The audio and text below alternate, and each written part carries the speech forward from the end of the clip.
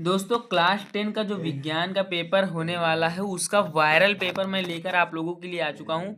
यह प्रश्न पत्र जो है 2026 के लिए बहुत इंपॉर्टेंट होने वाली है। 20 क्वेश्चन आप लोगों को बहुविकल्पी मिलेंगे, उसके साथ ही साथ आप लोगों को हूबहू पेपर मिलने वाला है। ठीक है, तो वीडियो शुरू करते हैं और आगे की चीज़ें एक एक करके जानते हैं। जो यहाँ पर सबसे पहले मैं आपको बहुविकल्पी क्वेश्चन दिखाता हूँ। वीडियो ध्यान से देखिएगा और चैनल पर अगर आप लोग हाई स्कूल की तैयारी करते हैं तो चैनल को सब्सक्राइब जरूर करिएगा।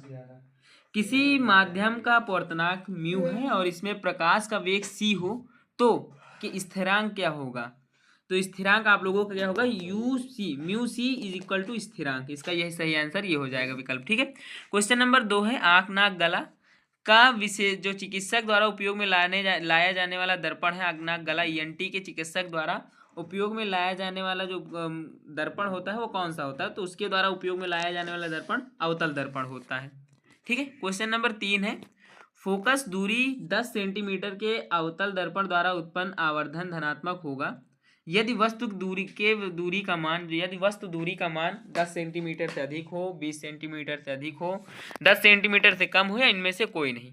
देखो, अगर फोकस दूरी 10 सेंटीमीटर के अवतल दर्पण द्वारा उत्पन्न आवर्धन धनात्मक होगा तो वस्तु की दूरी का मान जो होगा वह होगा आप लोगों का 10 सेंटीमीटर से कम। ठीक है, क्योंकि 10 सेंटीमीटर के अवतल दर्पण की बात हो रही है। क्वेश्चन नंबर 4 है यदि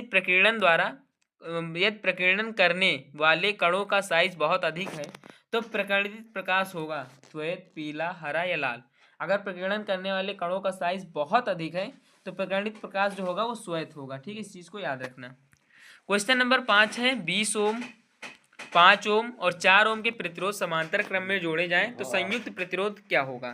देखो 20 ओम 5 ओम 4 ओम के अगर संयुक्त प्रतिरोध जो होगा इसका वो हो जाएगा 2 ओम। ठीक है, कितना हो जाएगा, 2 ओम। ठीक है, इसका सही आंसर हो जाएगा 2 ओम। आगे बढ़ते हैं। किसी कुंडली का प्रतिरोध ज्ञात करने का सूत्र क्या है। अगर किसी कुंडली का प्रतिरोध ज्ञात करने हैं तो उसका सूत्र क्या होगा। किसी भी कुंडली का प्रतिरोध अगर ज्ञात करना है तो उसका सूत्र हो जाएगा R बराबर V अपॉन आई। ठीक है, मतलब आप जानते हैं ना V इक्वल टू क्या होता है, आई आर होता है। तो R बराबर क्या हो जाएगा, V अपॉन आई। ठीक है, इसका सही आंसर ये हो जाएगा R बराबर V अपॉन आई। ठीक है, अगर दो आवेश Q1 और Q2 एक दूसरे से R दूरी पर स्थित हैं तो कूलाम के नियम से उत्पन्न बल होगा।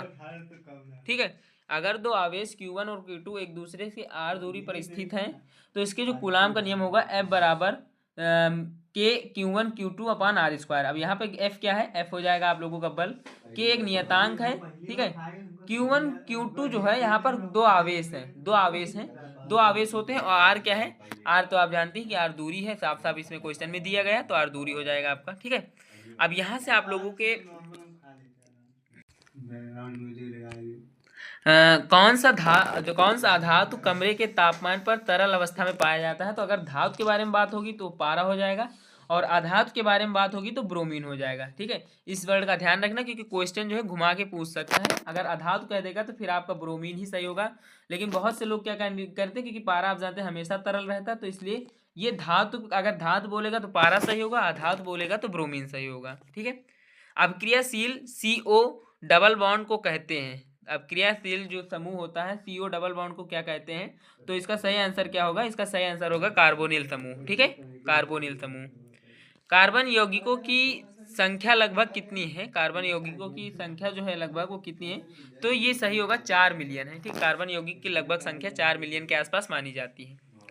वैसे पदार्थ जिनकी उपस्थित मात्र से किसी अपक्रिया की दर बढ़ जाती है वो क्या कहलाते हैं। वैसे पदार्थ जिसकी उपस्थित से अपक्रिया की जो दर है, अपक्रिया की स्पीड है वो बढ़ जाती है, उसे उत्प्रेरक कहते हैं। ठीक है, उत्प्रेरक आप कोई भी अगर रिएक्शन देखेंगे तो रिएक्शन के ऊपर ये आप लोगों को दिखेंगे लिखे हुए। जल में अम्ल मिलाने पर हाइड्रोजन आयन की मात्रा में क्या परिवर्तन होता है। तो जल में अगर हम लोग अम्ल मिलाएंगे तो उसके जो हाइड्रोजन के आयन की मात्रा है वो बढ़ जाएगी। OH जो प्लस हो जाएगा आप लोग, वही आयन की मात्रा यहाँ पर बढ़ती चली जाएगी। ठीक है, पीएच स्केल का शून्य का क्या मतलब होता है। अगर पीएच स्केल में शून्य दिख रहा है तो उसका मतलब क्या होगा, उसका मतलब ये होगा कि जो अधिक अम्लीयता को प्रदर्शित करता है। ठीक है, मतलब अगर पीएच स्केल का मान शून्य हो जाता है तो वो अधिक अम्लीयता को प्रदर्शित कर रहा है। ठीक है, उदासीन 7 नंबर पे होता है। किसी अम्ल की धातु के साथ अपक्रिया के फलस्वरूप कौन सी गैस बनती है? नाइट्रोजन, कार्बन डाइऑक्साइड, हाइड्रोजन या फिर क्लोरीन। तो किसी अम्ल के धातु के साथ अगर अपक्रिया कराओगे आप लोग तो हमेशा और क्या बनेगी? हाइड्रोजन गैस ही बनेगी। ठीक है, अगर गैस के बारे में बात करेगा तो हाइड्रोजन गैस बनेगी और कोई गैस नहीं बनेगी।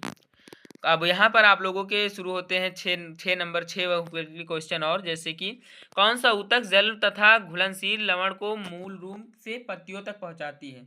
कौन सा ऊतक जल को बोल रहा है ये क्वेश्चन अभी कहीं दी, हाँ ठीक है। कौन सा ऊतक जल तथा घुलनशील लवण को मूल रूप से पंक्तियों तक पहुंचाता है? तो इसका सही आंसर क्या होगा? इसका सही आंसर हो जाएगा जाइलम।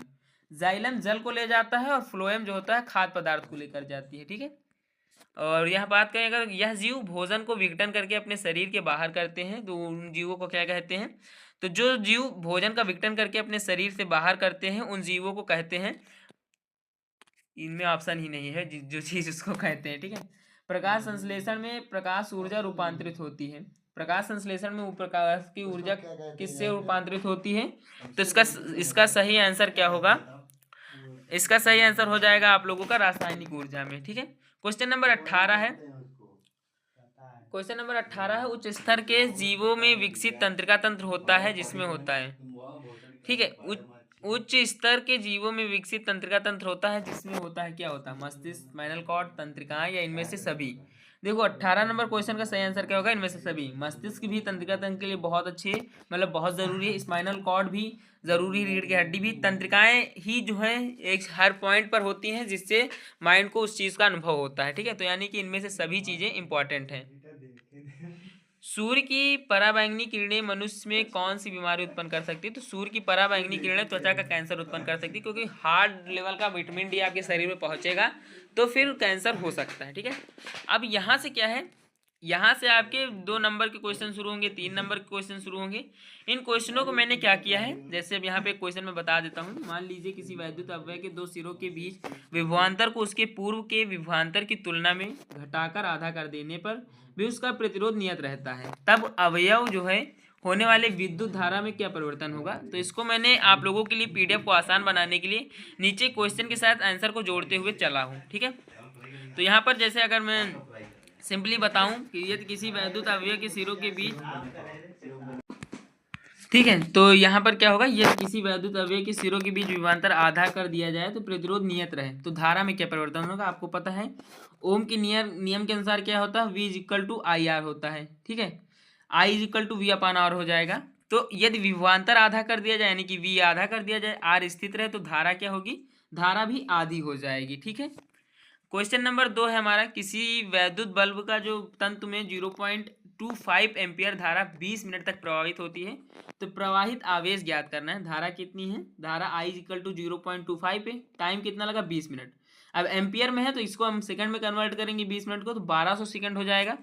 सूत्र क्या होता है? Q बराबर IT होता है। उस हिसाब से अगर मैं सूत्र रखूंगा Q I इंटू 1200 तो इस जब आप कैलकुलेट करेंगे तो आपका 300 कूलाम आंसर निकल के आएगा। ठीक है, अगर मैं इसको स्क्रीन पे कराता तो अभी स्क्रीन उतनी है नहीं कि इसमें कराने योग्य, वरना मैं करवा भी सकता था। क्वेश्चन नंबर 3 है कि गोलीय दर्पण से संबंधित परिभाषाएं लिखिए। तो गोलीय दर्पण से संबंधित परिभाषाएं, जैसे ध्रुव क्या है? ध्रुव दर्पण के परावर्तक सतह का मध्य बिंदु होता है। मुख्य अक्ष क्या है? मुख्य अक्ष होता है ध्रुव से होकर जाने वाली काल्पनिक सीधी रेखा। ठीक है, मुख्य फोकस वह बिंदु जहां समांतर किरणें परावर्तन के बाद मिलती है। फोकस दूरी क्या कहलाता है? फोकस दूरी आप लोगों को कहलाता है ध्रुव और मुख्य फोकस के बीच की दूरी। ठीक है, आगे बढ़ते हैं क्वेश्चन नंबर 4 में। यहाँ पर क्वेश्चन दिया गया है कि 14 वर्षीय छात्र 5 मीटर दूर रखे श्यामपट्ट को स्पष्ट नहीं देख पाता है, तो उसके दूरदृष्टि का नाम बताइए और उसका निवारण कैसे किया जाएगा। ठीक है, तो उत्तर होगा निकट दृष्टि दोष है जिसे मायोपिया बोलते हैं। अवतल लेंस का उपयोग करके इस दोष का निवारण किया जाता है। ठीक है, इस चीज को याद रखना। क्वेश्चन नंबर 5 है, कई धातुओं के अयस्क ऑक्साइड होते हैं। ठीक है, कई धातुओं के अयस्क ऑक्साइड क्यों होते हैं? उत्तर क्या होगा? क्योंकि धातुएं ऑक्सीजन के साथ आसानी से अपक्रिया करती हैं और ऑक्साइड बनाना अधिक स्थायी होता है। ठीक है, क्वेश्चन नंबर अब यहाँ से आप लोगों के 6 शुरू होगा, लेकिन यहाँ से आपके रसायन विज्ञान के क्वेश्चन शुरू होते हैं। रासायनिक अपक्रिया में नए पदार्थों का निर्माण कैसे होता है? तो रासायनिक अपक्रिया में अपकारकों के परमाणु पुनर्व्यवस्थित होकर नए रासायनिक बंध बनाते हैं। इस प्रक्रिया से नए गुणों वाले ठीक है। तो रासायनिक अभिक्रिया में अभिकारकों के परमाणु पुनर्व्यवस्थित होकर नए रासायनिक बंध बनाते हैं। इस प्रक्रिया से नए गुणों वाले पदार्थ बनते हैं जिन्हें उत्पाद कहते हैं। ठीक है। तो रासायनिक अभिक्रिया में नए पदार्थ का निर्माण कैसे होता है? रासायनिक अभिक्रिया में अभिकारकों के परमाणु पुनर्व्यवस्थित होते हैं, पुनर्व्यवस्थित होकर नए रासायनिक बंध बनाते हैं। इस प्रक्रिया से जब नए रासायनिक बंध बनेंगे तो नए रासायनिक बंध ही उत्पाद नए उत्पाद कहलाता है। ठीक है। क्वेश्चन नंबर 7 है, उपचयन और अपचयन को उदाहरण सही समझाइए, जिसे रिडक्शन एंड ऑक्सीडेशन कहते हैं। रिडक्शन क्या होता है? जब किसी पदार्थ से ऑक्सीजन की कमी या हाइड्रोजन की वृद्धि हो तो उसे रिडक्शन कहेंगे। ठीक है। और अपचयन क्या है? जब किसी पदार्थ में ऑक्सीजन की वृद्धि हो या फिर हाइड्रोजन की कमी हो। यहाँ पर हाइड्रोजन की वृद्धि होगी तो रिडक्शन होगा, यहाँ पर अगर ऑक्सीजन मतलब हाइड्रोजन की कमी होगी तो ऑक्सीडेशन होगा। ठीक है। उदाहरण के लिए मैं सिंपली यहाँ पर बताऊं तो CuO प्लस H2 को जब हम मिलाएंगे तो CuH2O मिल जाएगा। यहाँ CuO का उपचयन और H2 का अपचयन हो रहा है। ठीक है। क्वेश्चन नंबर 8 है, विरंजक चूर्ण का रासायनिक सूत्र व उपयोग लिखो। तो विरंजक चूर्ण का जो रासायनिक सूत्र होता है वह CaOCl2 होता है। उपयोग पीने के पानी को शुद्ध करने में कार्य किया जाता है। ठीक है। बेकिंग सोडा का रासायनिक सूत्र और उपयोग लिखो। तो बेकिंग सोडा को जो रासायनिक सूत्र होता है वो होता है NaHOCO3 और उपयोग क्या होता है? केक और ब्रेड बनाने में। ठीक है। ये फुलाने के काम करता है। अगर बेकिंग सोडा का प्रयोग करेंगे तो इससे फूल मतलब कि उस केक और ब्रेड फूल जाते हैं उसी कारण से। ठीक है। अम्ल और क्षार में अंतर क्या है? तो आप जानते हैं कि अम्ल जल में H+ आयन देते हैं और क्षार OH- आयन देते हैं। अम्ल स्वाद में खट्टे होते हैं और क्षार स्वाद में कड़वे होते हैं। अब जीव विज्ञान के क्वेश्चन यहाँ पर शुरू होंगे। प्रश्न नंबर 9 है हमारा, मनुष्य में दोहरा परिसंचरण तंत्र समझाइए, यह क्यों आवश्यक है? मनुष्य में रक्त हृदय से 2 बार होकर शरीर के एक चक्कर लगाता है, इसे दोहरा परिसंचरण कहते हैं। यह आवश्यक है क्योंकि इससे ऑक्सीजन युक्त और ऑक्सीजन रहित रक्त अलग अलग होता रहता है। और जो हृदय में 2 बार शरीर में चक्कर लगाता है, एक में एक बार हृदय से निकलता है और प्रवेश किससे करता है? धमनियों से। ठीक है। इसलिए ये 2 बार का चक्कर हो जाता है।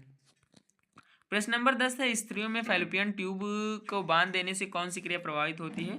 तो इसका उत्तर क्या होगा? निषेचन की क्रिया प्रभावित होती है, क्योंकि अंडाणु और शुक्राणु का मिलन फैलोपियन ट्यूब में होता है, इस कारण निषेचन की क्रिया प्रभावित होगी। ठीक है। क्वेश्चन नंबर 11 है, चाय पीने के लिए कुल्हड़ यानी मिट्टी का पात्र जो है पारितंत्र को किस प्रकार प्रभावित करता है? कुल्हड़ बनाने में ऊपरी उपजाऊ मिट्टी नष्ट होती है, इससे पर्यावरण और पारितंत्र को नुकसान पहुंचता है।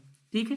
मतलब चाय के कुल्हड़ से अगर हमें यहाँ पर सिंपली पारतंत्र को, अब इनके कहने का मतलब है कि ग्लास से नहीं होता है, ऐसा नहीं है, लेकिन कुल्हड़ बनाने से ऊपरी सतह की मिट्टी का प्रयोग ना किया जाए तो पर्यावरण को कोई नुकसान नहीं पहुंचता, ना ही उससे ना ही इससे। ठीक है। ये वैज्ञानिक रूप से आंसर है, तो इस आंसर को मैं सही मानता हूँ।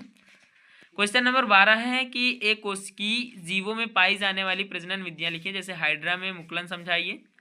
तो एक कोशिकीय जीवों में सिंपली मैं समझ लेता हूँ। देखो, द्विखंडन होता है और बहुखंडन होता है, 2 तरह की यहाँ पर प्रजनन विधियाँ होती है। लेकिन हाइड्रा में मुकुलन को समझाने के लिए देखो, हाइड्रा में क्या होता है? हाइड्रा में शरीर का एक उपहार बनता है, ऐसे हाइड्रा होता है। उसके शरीर का क्या होता है? यहाँ से एक उभार बन के फिर नया हाइड्रा बना लेता है, फिर यहाँ से एक उभार बनेगा कि यहाँ से नया हाइड्रा बना लेगा। ठीक है। जिसे मुकुल कहते हैं, और यह बढ़कर नया जीव बन जाता है। हाइड्रा मतलब खुद अपने आप को तोड़ तोड़ के बनाता रहता है।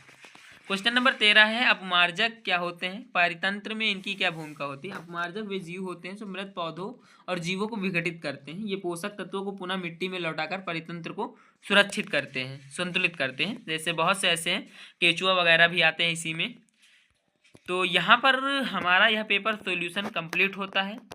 आप लोगों को पेपर सॉल्यूशन कैसा लगा? PDF आप लोगों को व्हाट्सएप चैनल के माध्यम से प्रोवाइड करा दी जाएगी। अगर नहीं प्रोवाइड हो रही है तो आप लोग कमेंट कर दीजिएगा, स्वतः आप लोगों के पास पहुंच जाएगी। ठीक है। तो आशा करता हूं कि आप लोगों को वीडियो पसंद आई होगी। अगर वीडियो पसंद आई है, आगे भी आप लोग ऐसी ही वीडियोज़ को चाहते हैं तो चैनल को सब्सक्राइब कर लें। वीडियो अच्छी लगी हो तो लाइक करिएगा और कमेंट बॉक्स में आप भी बताइए कि आपको किस सब्जेक्ट के कौन से क्वेश्चन चाहिए। मिलते हैं किसी और वीडियो में, तब तक के लिए धन्यवाद।